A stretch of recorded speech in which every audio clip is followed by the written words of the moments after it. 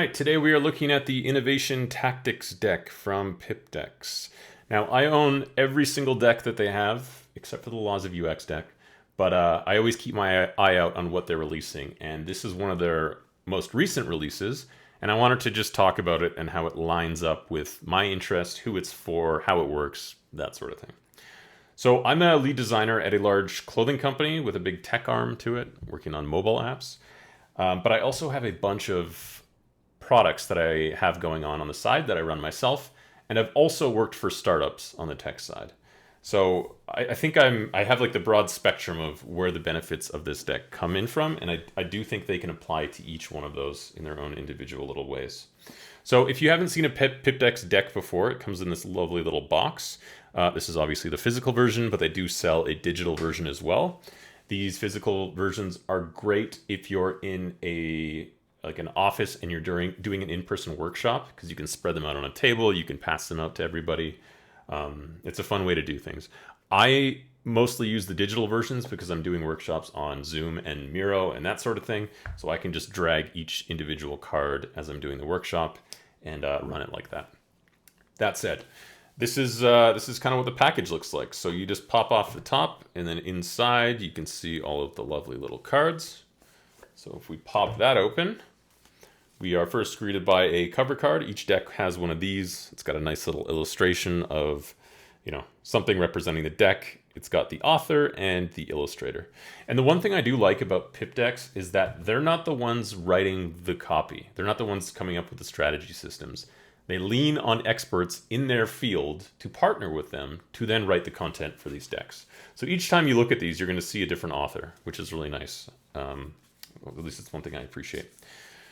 So if we take a look at the deck, this is kind of what you're going to be looking at. You're going to see a bunch of color-coded cards, and a lot of fun little illustrations.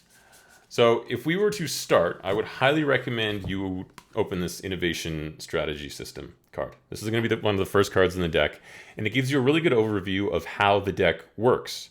And the whole point of this deck, I should probably start with that, is it's supposed to help you ditch the guesswork and make better products. Like it gives you actionable workshops to solve all of the problems outlined in this card. So depending on where you are in the problem-solving stage, it's going to recommend different workshops for you. So for example, this very top one says, do you know the struggle you want to help people make progress with?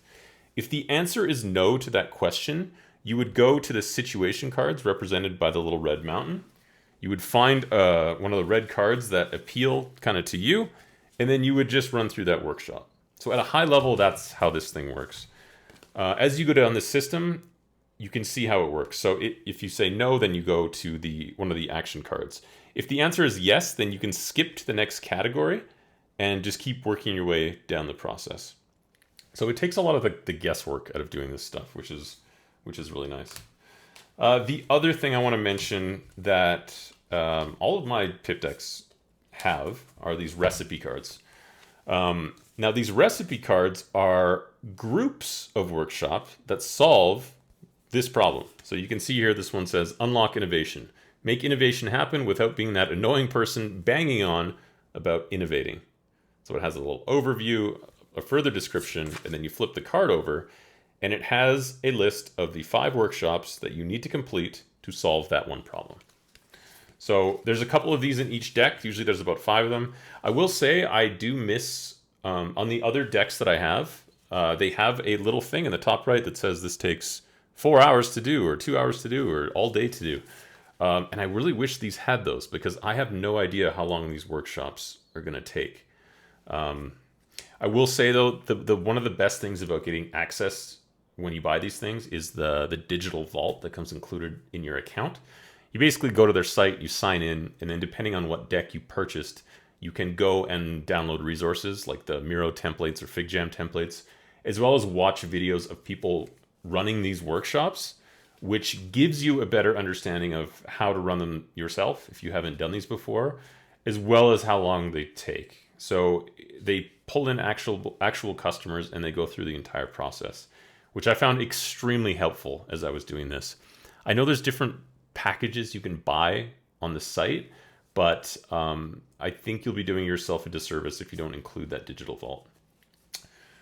Okay, so if we go on to the next part here, as like I mentioned, there's a bunch of color-coded cards, and each one is going to look and feel very similar. So I'm going to pull a random card out, just the first one on this deck here, and it says Chasm Crossing. And it says, sense when to experiment and when to scale by matching your efforts to where you are in the innovation cycle. So you can see that's the general overview. You can read the further description.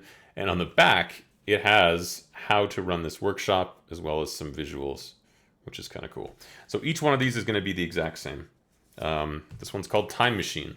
Predict how an idea might fail, so that you can avoid that future by taking a trip in an imaginary time machine. So it has a little explanation on how to do this little time machine exercise. So super cool stuff. If you're like me and you get approached with a lot of these kind of varying problems in the problem space, whether you're a product designer yourself, you are the founder of a startup, working at a startup, anything like that, I just like how these kind of hold your hand to go through the entire process, because there's so many different ways to do things, and these are just a nice curated source of all of those things, you know, within grasp. So if that lines up with kind of what you're looking for, I mean, I'm going to recommend this already. I've already used a couple of these cards in my day-to-day. I'm looking forward to using more. And you can get a little discount if you use the code MINIMALGOODS at checkout. They didn't send these to me. I did buy them with my own money. I have another deck back there I'll be reviewing as well. And I've talked about some of the other ones, which you can find in the link in the description. So, like I said, if that seems appealing to you, I would highly recommend picking up one of these, and I'm sure it'll impact your work stream.